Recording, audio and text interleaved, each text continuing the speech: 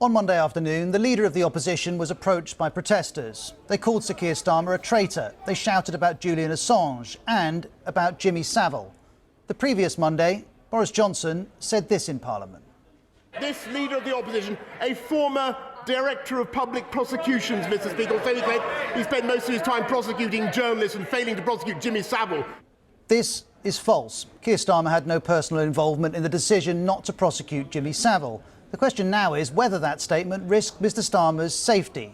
No, says Minister Chris Philp. I don't accept there is any link between the Prime Minister's reference to Keir Starmer's record as Director of Public Prosecutions and what happened last night, which was totally unacceptable. The Prime Minister himself tweeted, "The behaviour directed at the Leader of the Opposition is absolutely disgraceful." And Number 10 has refuted any link whatsoever between that behaviour and the Prime Minister's words. But if that's Number 10, this is the Speaker of the House of Commons. These sorts of comments only inflame opinions and generate disregard for the House, and it is not acceptable. Our words have consequences, and we should always be mindful of that fact. Scotland's First Minister, Nicola Sturgeon, has also commented, tweeting that any politician choosing to weaponise online conspiracy theories against opponents knows fine well that they risk stirring up the kind of hate and abuse that Keir Starmer experienced today. Number 10 refutes this categorisation, and to the government, this is part of a broader problem which affects politicians and journalists. That mob yesterday, they were the same mob that surrounded Michael Gove outside his department. They were the same mob that attacked Nick Watt. These are people who do not discriminate. They just hate all of us because we represent the so-called establishment.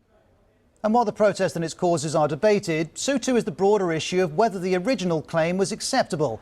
Dan Hodges of the Mail on Sunday picks this up, arguing that people are missing the point. He goes on, it's not that the crazy extremists heard what Boris was saying, then decided to copy him.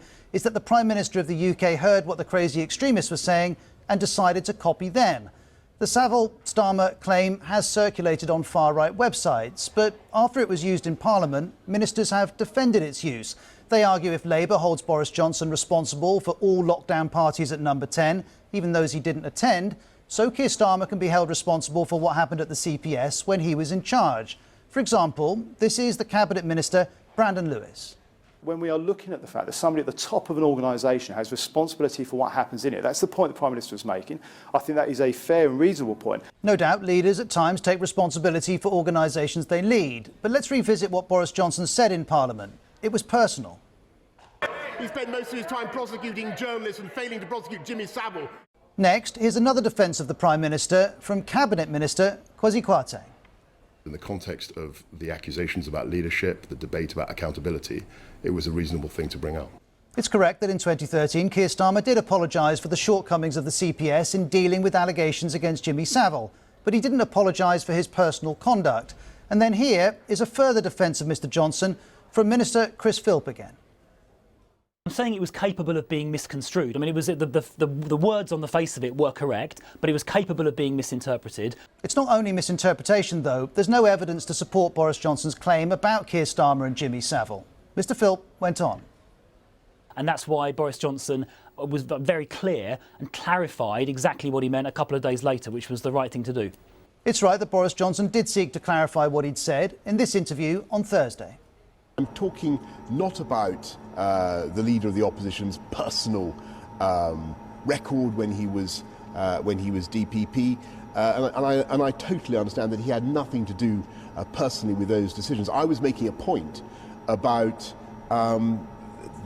his responsibility for the organisation as a whole.